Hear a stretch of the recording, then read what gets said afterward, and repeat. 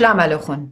أنا ريبيكا سايمون ميجي بديو داعت شاميران قابلو خوي ممشينا أرخن أمان أوديو إلى أسيا أناهيت خسرويeva قد إلى خاطورتا قد بشت لبريتا يؤطرت أرمينيا وكخية تاما أسيا خسرويeva إلى خا scholar خا historian خا activist قد إلى specialized يو genocide برمي وقتل همزمتن أوديو من أسيا خسرويeva دويا باس بلاشة ودراشت أدية أذربيجان وأرمينيا إتلون بريشت خا أرى الترفنت بياينا إديانة ويا أرى إلى بشمت ناغورنو كاراباخ. Dr. Anahit Khosroeva, welcome to Shamira Media. We're honored to have you on our program today. Shalom Aleichem. I have to apologize to our audience because I'm going to speak English. But before starting, Rebecca, I would like to thank you and all your team to give me this opportunity to cover this subject, this issue, which we are going through right now in Armenia. Thank you so much for having me today. I must tell you that the Assyrians in the United States, and I believe, I presume, Assyrians all over the world, feel the solidarity and compassion and love with the Armenian people in Armenia. As you,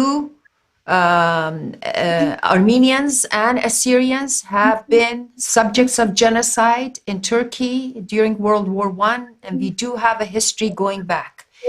And no one is better to speak to us about what's happening on the grounds than you, Dr. Anahit, from Armenia. And we thank you very much for this.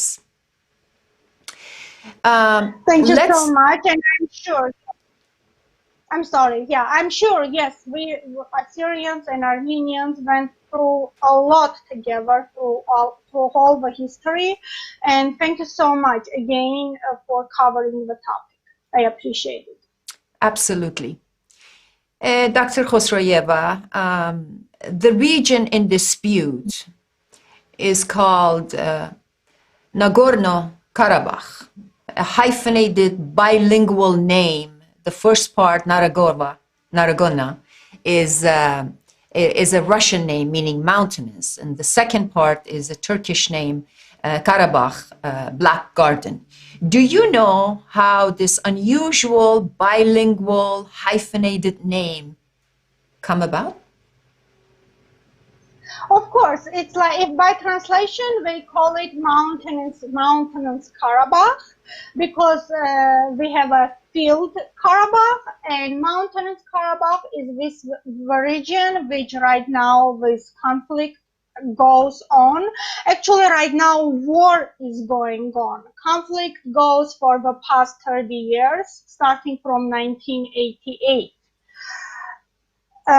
So the main war, which was the first war, because today's war, which goes right now, we call it Second Artsakh war. Artsakh, it's the Armenian name of Nagorno-Karabakh.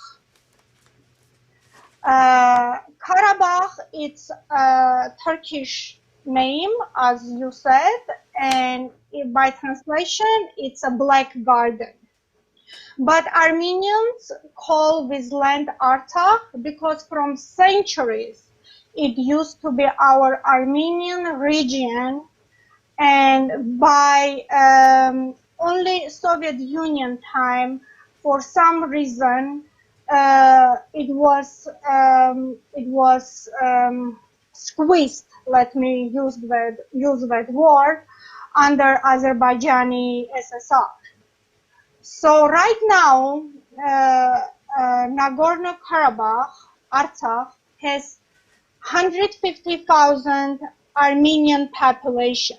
Ethnicity of Artsakh is completely 99% Armenians. Yes. In the map, yeah, I'm sorry. in the map, which you can see, it shows in a yellow color. You can see very clear Armenia, Azerbaijan, and this in yellow color, it's a dispute land, dispute territory of Artsakh, which fight goes right now. The conflict between Azerbaijan and Armenia is nothing new. It has been going on for years. You did have a 6-year war from 1988 to 1994. There has been a UN resolution in 2000 where 37 countries voted to preserve the integrity of the territorial land of Nagorno-Karabakh to Azerbaijan. Of course, it was rejected, the resolution, by mainly the United States, France, Russia, and India, and some other countries. Now, why is this new war coming about? What are the situations that have been ripe to bring about this new war in 2020? Yes, you are absolutely right. Let me tell you this. From 1996, it was a ceasefire announced between Armenia and Azerbaijan regarding Artsakh, and this ceasefire was for 20 years till 2016. Though during those 20 years, a lot of soldiers were getting killed from both sides. We counted like almost every year like 100 soldiers. Just Armenians or on both sides? Sorry, the killed soldiers were just Armenians or both sides? Both sides. Because you know what, they used to have these snipers, which they were killing our soldiers. Of course, they were starting first. And Armenia was trying to protect, Artsakhi soldiers who are Armenians were trying to protect them, and I'm sure they were fighting back. But it was during ceasefire, 20-year ceasefire, which, by the way, considers the longest ceasefire in the history of mankind. Not only Armenia and Azerbaijan, in whole world. So, back to your question, I just want to tell that the mountainous region of Artsakh belongs to Azerbaijan under international law, unfortunately. So during those years, when Armenian soldiers fought, they had we have territories which in the map you can see, which is kind of corridor. There are about 6 regions, which they were under Azerbaijani country. But we took those territories back. So today, by international law, they call it occupied land. Yani occupied by Armenians, but originally it's our land.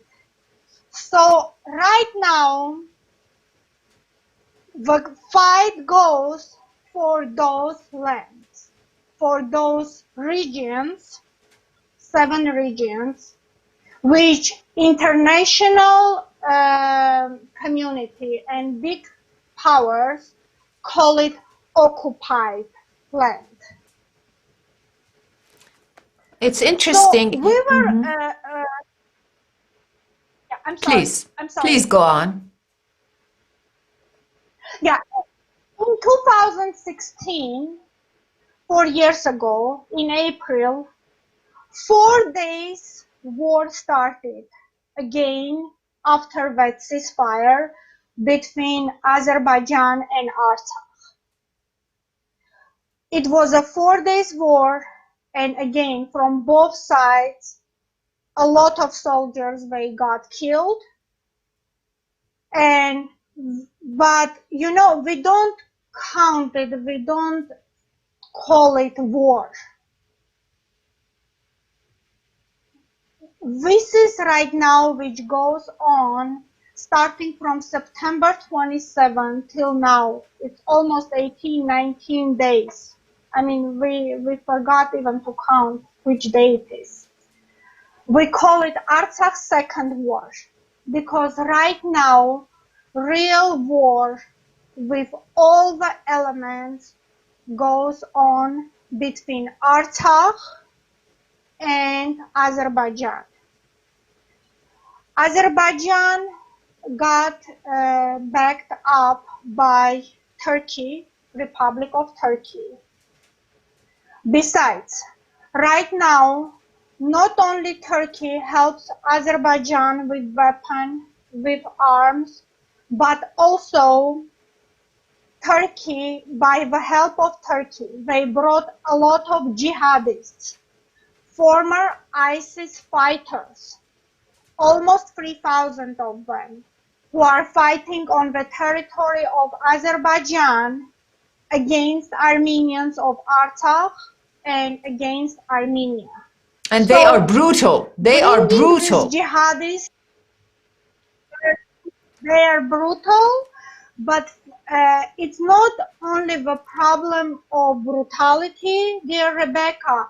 Also, bringing these jihadists, bringing these former ISIS fighters to the region of Caucasus.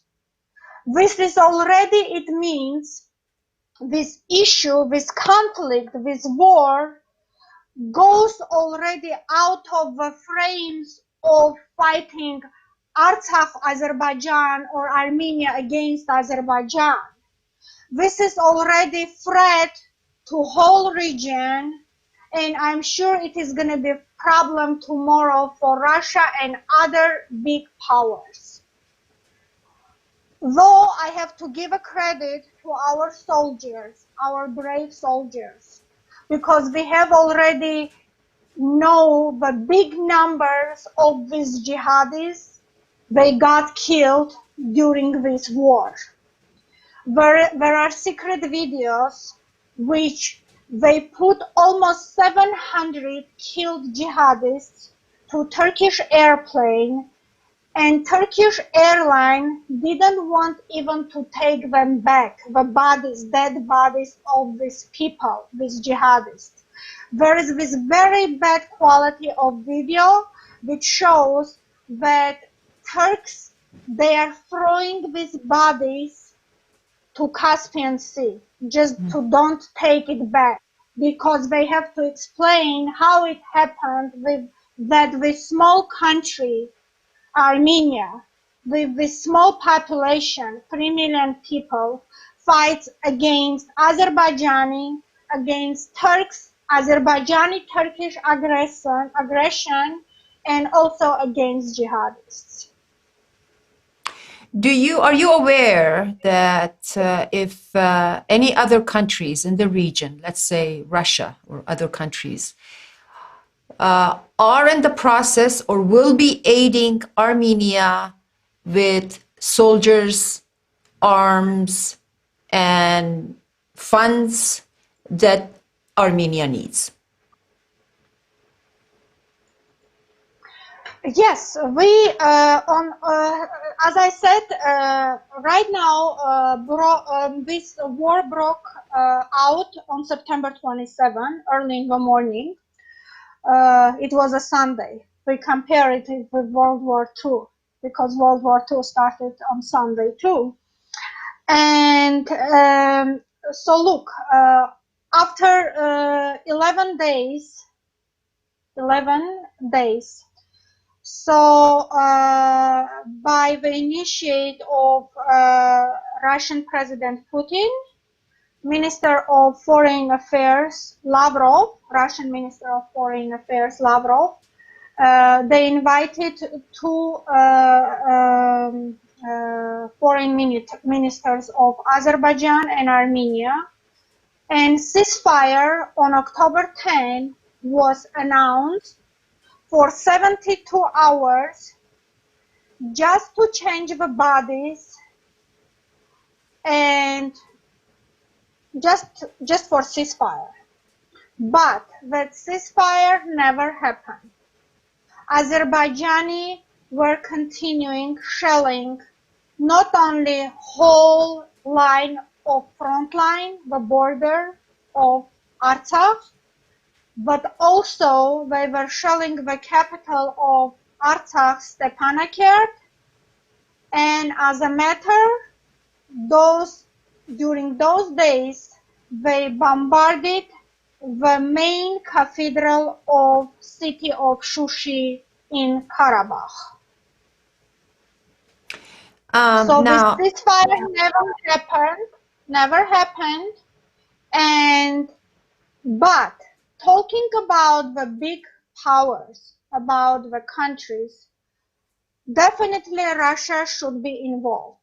And honestly, for Armenians, Russia should be the only saver in this war.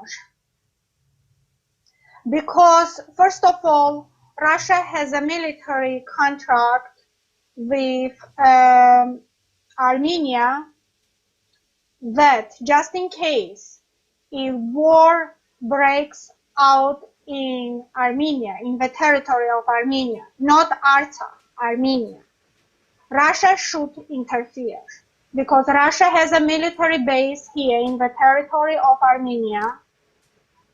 It's number 102 military base, which just in case war breaks out, they have to interfere. But so far, even several times, I think 2 or 3 times, some UAVs fell on the territory of Armenia, Republic of Armenia, not Artsakh. But so far, there were no intervention. But I'm sure there are no intervention yet, because I believe kind of a protest has to go, because I'm not sure, but I think Armenia has to approach Russia so they can interfere, these kind of things. But right now, as I said, like real war is going on with all the elements of international law in this territory. it's very difficult for the tiny country of Armenia to fight not only Azerbaijani soldiers, but the borrowed soldiers or terrorists from ISIS and other terrorist groups. It's extremely difficult. That's another genocide happening. And I do hope that other countries will prevent that from happening. And Russia, of course, they have a military base in Armenia.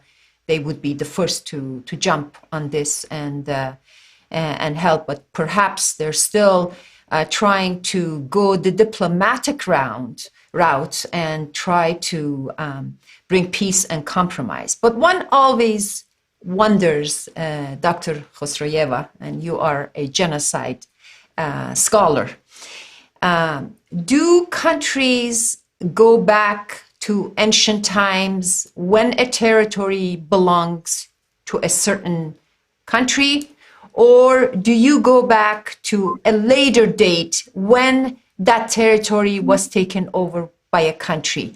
So which is a legitimate way of looking at the ownership of a territory has always been the question. And this is what Armenia and Nagorno-Karabakh is facing. Dear Rebecca, unfortunately, we Assyrians, me and you, we are facing the same issue, right? In Iraq, yes, we do. In our indigenous land. So it means like if you don't have power, so you don't get what you want. starting from World War I, when they just draw the map and they divide these lands. And so again, Assyrians, they lost, they couldn't get anything after that war. And also Armenians, they are in the same situation. Unfortunately, you are right. There are international laws, there are international organizations like, let's say, United Nations, European Parliament, which they have certain constitutions, certain laws. So you cannot just do whatever you want. But let me tell you this. Why in 1988 you think Nagorno-Karabakh people, they decided they want to be as an autonomy? Because they were feeling very hard pressure under Azerbaijanis. If they would live comfortable, I'm sure it would never come to their head that, you know, they want to be independent. I'm sure not. I'm sure they were under pressure of Muslim Azerbaijan. So that's why they decided they want to be independent. So now it's very important for international community, for big countries like United States, like Australia, European countries, Russia. Very first thing which we are asking, they have to recognize Artsakh, they have to recognize Nagorno-Karabakh as an independent. And you know, we have this slogan now, we say, make Karabakh Artsakh again. They have to recognize its independence. Only in that case it will be possible to solve this problem. Otherwise, this conflict is going to continue forever. Maybe by interfering of like Russia or let's say United States by miracle, this conflict will stop right now. But it will stop tomorrow, it has to continue again. Because as Armenians think it's their land and they're fighting for their land, I'm sure Azerbaijani, they're brainwashed the same way. They think it's our land and let's fight till end. They are blaming their authorities, they are blaming their president. Oh, why we shouldn't fight? Why we shouldn't fight? We have to have a war, we have to go till end. But for a change, I believe the spirit of our soldiers knowing history, because Azerbaijan doesn't have any history. It's a country starting from beginning of 20th century. There were no such a tribes or such a nation like Azerbaijanis. This is created nation, created country. But Armenians, for a change, we know they have for 1,000 years like history. So this is the issue, and as I said, this issue has to be solved right now by recognizing Artsakh as an independent state. So the country of Armenia is fine with not annexing Nagorno-Karabakh with Armenia, rather allowing it to be an independent state, actually like a second little Armenia with its own Armenian heritage and language. The country of Armenia is okay with that strategy?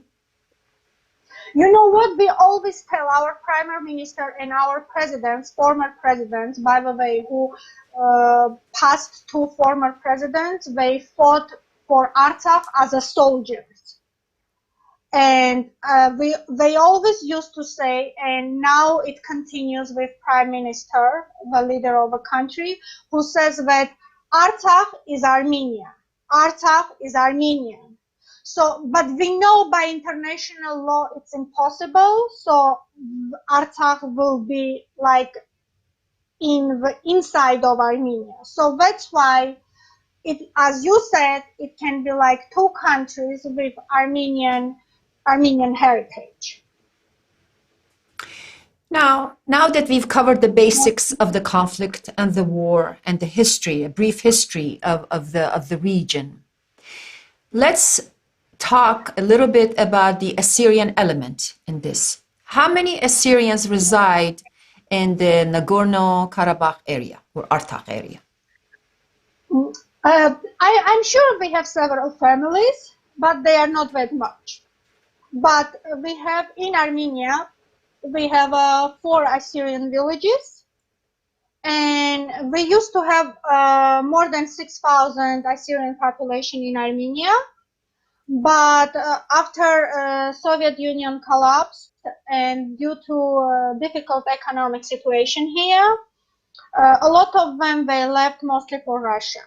Right now we have like a little more than 3,000 Assyrian population in Armenia.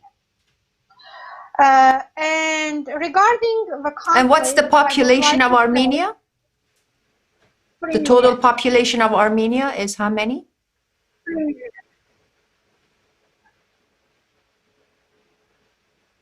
3 million? Yes, and in Armenia, what's the total population of Armenians in Armenia? Total population of Armenians in Armenia, 3 million. And we have 3,000 Assyrians among them. I would like to say that Assyrians, as a citizens of Armenia, Republic of Armenia, a male population, they have to be on military duty starting from 18 to 20 years old. So that's why right now we have Assyrian soldiers who are fighting in Artsakh, and they are serving their military duties. Oh yeah, you are showing already the pictures. Unfortunately, during this conflict, we have already 4 killed Assyrians, 4 casualties, and on this picture we can see those killed soldiers. The first picture was Narek Davchan. He is from the village of Nor Artagers, and he was 19 years old. And he was our first killed soldier. The second picture here, you can see the soldier. His name is Torgom Sayajan. By today was his wake, and tomorrow is going to be his funeral. But he was number 2 soldier who got killed during this war. This soldier's name is Rudik Sarkhoshev. Rudik Sarkhoshev, he was military volunteer. He was 59 years old, and I want to tell a very emotional story because he, being 59 years old, they didn't want to take him to frontline because of his age.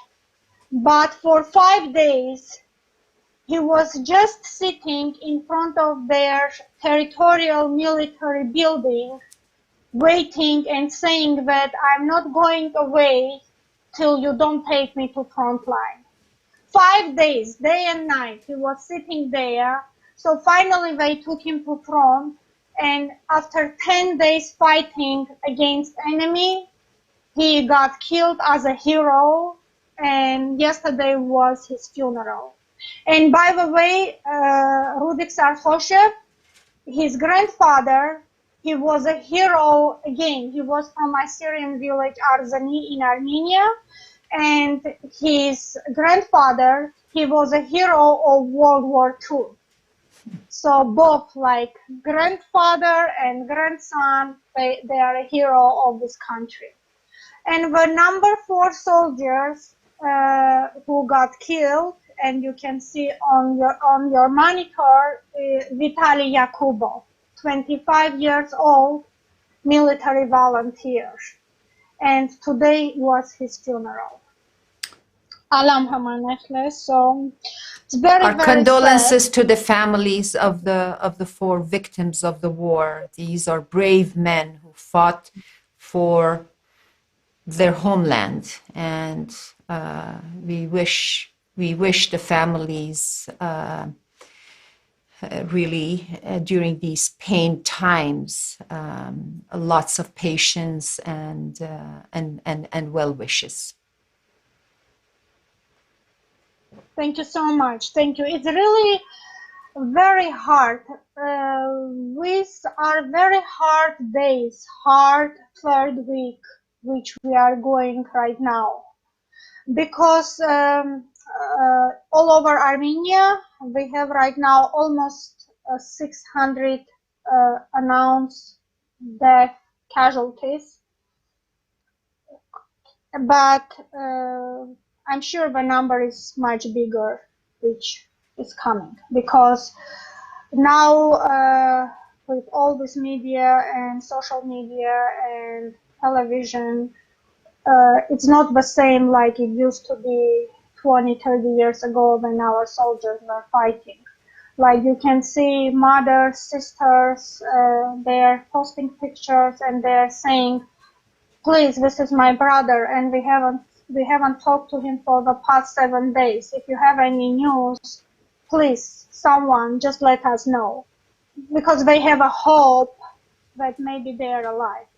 But, I mean, in our military bases in Armenia, I'm sure like our commanders, they know that parents, they worry about children, and they give, I believe, like 2 minutes to all of them just to call and to say hello to their parents.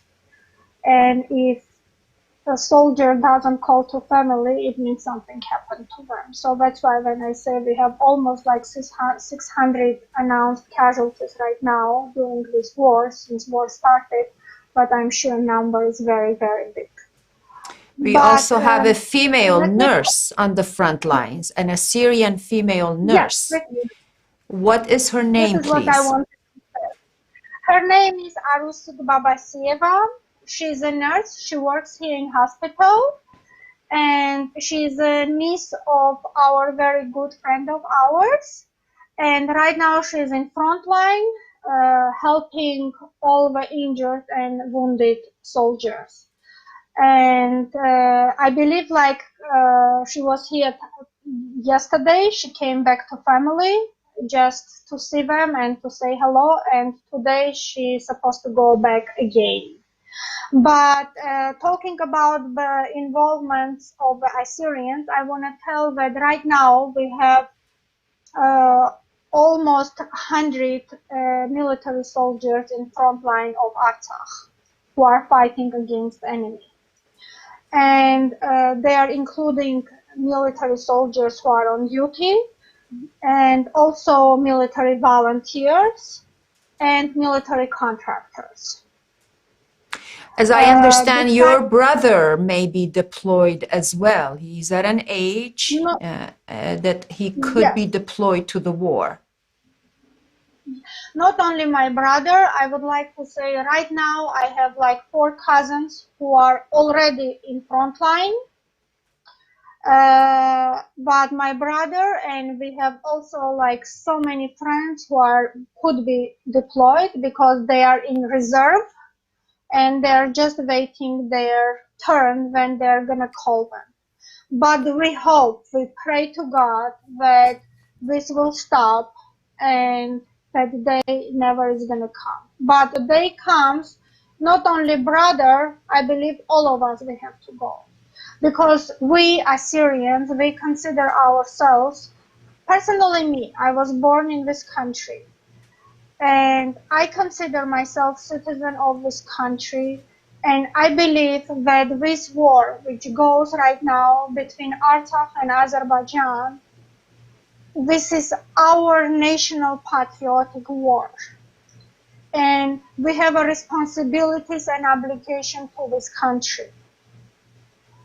And if war starts for girls, for female populations, not only male population, also all of us, we have to go to protect our land. Do you know if there are any collateral damages to our villages in Armenia, the Assyrian villages? Oh, no, not Assyrian villages because they are far away from that territory. But also talking about the Assyrian involvements, I would like to say, otherwise maybe I will forget because my mind is so busy. I'm so sorry.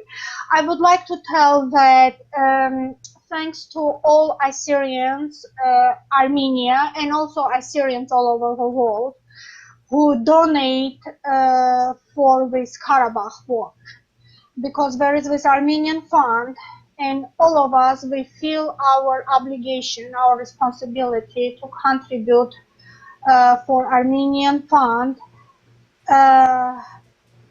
because this money is going to be served for needs. And I hope also for military needs, because if you compare the weapons and arms of Azerbaijan and Armenia, there is no comparison here. But thanks to our soldiers, thanks to our commanders, thanks to our military of defense, we are fighting very well, thank God. When I talked about our casualties, I would like to say that Azerbaijani casualties, they are at least 7-8 times bigger than ours, at least. This is the number which Armenians are counting, and they know how it is. But you know, also talking about the ceasefire, they never thought about ceasefire because, you know, they have to come to our land, to this corridor region of Karabakh, to take their dead soldiers, right? Killed soldiers. But they don't do it. They don't do it because they have to explain to their population why they got killed, and they think like hiding all this, hiding themselves as an ostrich. So they don't understand. One day their population is gonna get back to them much bigger, because all these mothers of Azerbaijani soldiers, they are gonna understand, okay, where are my son, right? Where is my son? What happened to him? He never returned. But they don't want to take their deaf soldiers from that territory. Yeah, and I'm sorry, I'm going back and forth. And I would like also to tell that thanks to our pastor, Assyrian pastor, Kasha Nicodemus, who organized, and by the help of the Assyrians of Armenia, I believe already today, 9 loaded trucks of humanitarian aid, medication, food, water supplies, and everything. They went to Artsakh for frontline and for the civilians of Artsakh. So this was our humanitarian help from Assyrians of Armenia to help our soldiers and to civilians of Artsakh. The fantastic characteristic that Assyrians have is that wherever they reside, wherever they're born, wherever they call home and homeland, they are completely loyal to it. And we're very happy to see that that's happening also in Armenia. That's an Assyrian characteristic that we're very proud of. Rebecca John, you are absolutely right. You know, unfortunately, us Assyrians living in diaspora, not having our own land, living in each country, in every country, no matter it's Western country or all countries, we are becoming part of this country. And as I said, it's our loyalty and it's our obligation to serve this country, because we consider it as our homeland. Yes, and my senses are my historical senses, my senses that are created in me based on historical evidence and events, is that the Assyrian population will have a far better chances of having peaceful lives under Armenian rule rather than Azerbaijani rule. And therefore, if nothing else, they should be fighting for Armenia to win. And I'm sure we will win. From the very beginning of this war, we are using this slogan, we are going to win. I believe right now we are in the stage we can say we are winning. And hopefully, I pray to God, it will be tomorrow, we can say we won already. But I'm sure courage is there, spirit is there, and definitely there is no even small doubt that Armenia, Artsakh, people of Armenia, we are going to win. Because, you know, as I said, those barbarians, I'm talking about Azerbaijani, I'm talking about the Turks, in addition to jihadists. No way they are going to take our land from us. Because, for God's sake, if they win Artsakh, it's a threat for Armenia already. So no way it is going to happen. And yesterday, our Prime Minister, he already spoke on TV and he told that we are going to fight till end. And I believe this message was very clear because after that, Turkish President Erdogan, by his initiative, he called to Russian President Putin, and they start to talk about how they are going to resolve this issue. So, as I said, we are going to win definitely. Courage is there, spirit is there. We are not allowed to be weak right now. Sometimes personally me working, I think like, oh my God, I'm so tired. But next, immediately in my mind, I'm thinking about the soldier who is protecting our land in front line on the border of Azerbaijan. And I say, Anahit, you are not allowed to complain. Just continue to do the work. And for country, for Armenia, we told to each other, to us, we right now, we are putting aside all the political disputes. No matter you are opposition, you are pro-country, pro-government, we are united and we are just Armenians. We are fighting for our land, and each of us, we have to do to help whatever we can help to our country. Whatever you do, it means like with your work, you have to be helpful to your country. This is how we work for the past 3 weeks. Of course, when there is passion, the energy to fight is easy. It will follow. But with Turkey fueling the fire, the fight is very, very difficult unless you get aid for Armenia and help in every way. Are you aware if there are any Assyrians residing in Azerbaijan? I know that before this 1988 conflict started, there were a lot of Assyrians living in Azerbaijan, but I believe like 95% of them, they left the country. Because this fight, even it was against Armenians, but still we have a problem, Muslim-Christian dispute, right? Because we are Christians, and if Azerbaijanis, they were fighting against Armenians, this is like exactly what was happening 100 years ago in Turkey. Like in Turkey, when this pan-Turkic plan started, how it was? It started like this. We are going against Armenians, and right now don't touch any other minorities.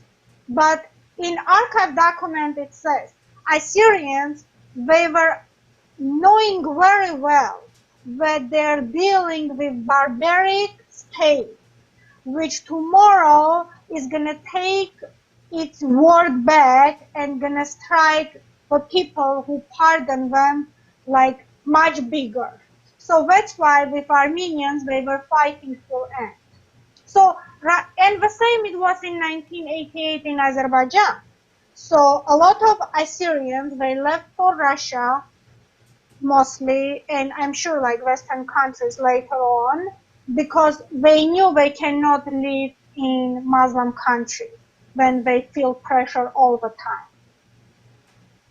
And it's But an of interesting... course, in social media, I'm sorry, go ahead. Please go ahead. Because I'm sure in social media, I mean, even I don't have much time to look what's going on, but the other day I saw one Assyrian-Russian media posted the pictures of our 4 dead soldiers, and I saw some Assyrian guys, they put a comment saying, oh, we are from Azerbaijan, and we think like Assyrians of Armenia, they shouldn't be involved in this conflict. We are like, I understand their why they're considered, because they think like our number is not big anyway, so why we should get killed because of Armenian and Azerbaijani fight. I understand and I don't blame them.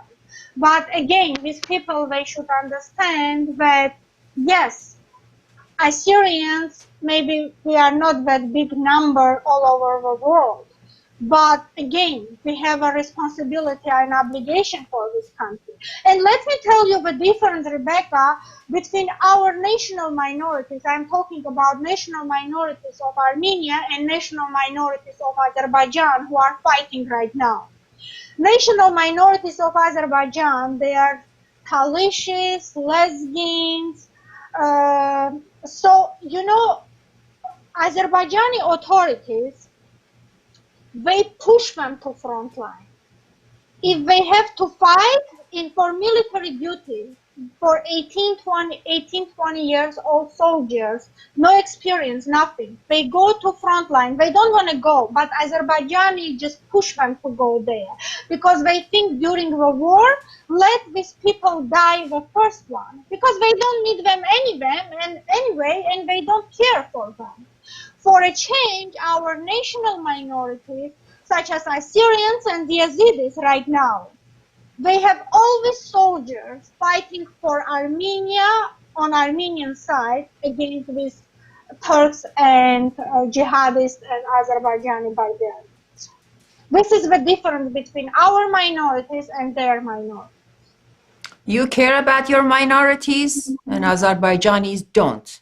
They send them off first, let them get killed.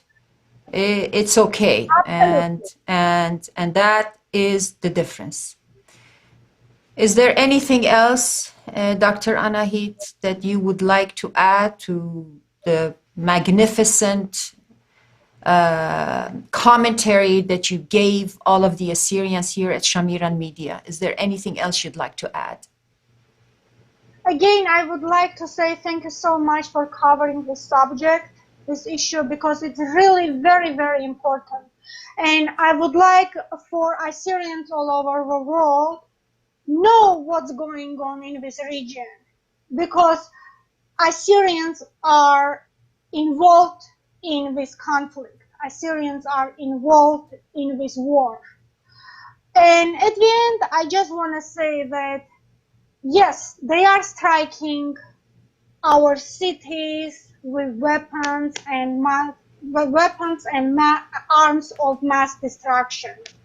They are bombing our churches where women and children are hiding. Our Armenian wheat fields are littered with the corpse of terrorists and jihadists. But I'm sure we are not breaking. Our spirit is there, our courage is there, and I'm sure we are going to win. Thank you so much again I for certainly everything. hope so. And this conflict reminds me of the long conflict between the Israelis and the Palestinians over Gaza Strip. And I just don't hope that this will not be as painful, as long, and as hateful as that conflict, and it will be resolved one way or the other peacefully to the Armenians' favor.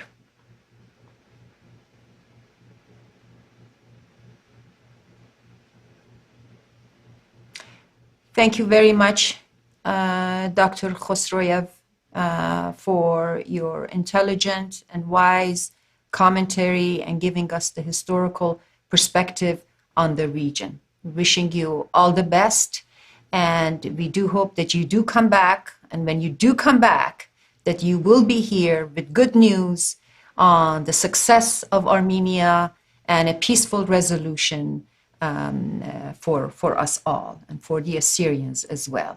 بني أمتي مشميلو خون قد أهب لاشد يو أرمينيا وأذربيجان إلى تخرت مدري من بلاشا قامايا قد قتل قديا وقارم نايفيلون هر أومن دي دول قفومة قديا بخاور خبرشتا وإتلهيبي قد سوراي ديان توما من داها بلاشا وآها نارها توتا وقتلة برقي مبيون لخنن إيكت بخايخ إيكت إيوخ كأطر كريستيانة ين هوشارة ين إيكت إيوخ بلاشة باران إينا قتلة باران إينا بيتاينا باران من دوغي بخينا تخمون إن أخنن سورايا بلاشنا يخا بلاشا إتلهيوي إن بلاشوا أها بلاشا أفيفا باسط أطرد جانن ننفي أفي لخن سبا يومه بشمشين